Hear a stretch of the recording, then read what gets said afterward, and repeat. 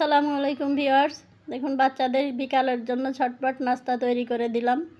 আটা ছেনে 2টা রুটি বানিয়ে নিয়েছি আর একটা ডিম নিয়েছি। ডিমের ভিতর লবণ এবং গরম মশলার গুঁড়ি দিয়ে ডিমটাকে ফেটে নিয়ে রুটির উপরে দিয়ে সুন্দর মতো ডিমটা ছড়িয়ে দিব চারিদিকে। এর উপরে পেঁয়াজ এবং কাঁচা মরিচের কিছুটা চিলি ফ্লেক্স দিয়ে আমি মিনি মোগলাই তৈরি করে নিব। এই ধরনের নাস্তা বাচ্চাদের খুবই পছন্দ।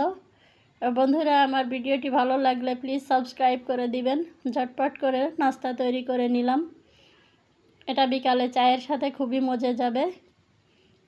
দেখুন আমার মোগলাইগুলো ফুলে কিন্তু ডাবল হয়ে গিয়েছে। এভাবে আরেকটা মোগলাইও আমি বানিয়ে নিয়েছি, এটাকেও সুন্দরভাবে ফ্রাই করে নিয়েছি। দেখুন এটা ফুলে একদম ফেটে গিয়েছে। বন্ধুরা, নাস্তাটি ভালো লাগলে প্লিজ সাবস্ক্রাইব করে দিবেন। আজ পর্যন্ত সবাই ভালো থাকবেন। আল্লাহ হাফেজ।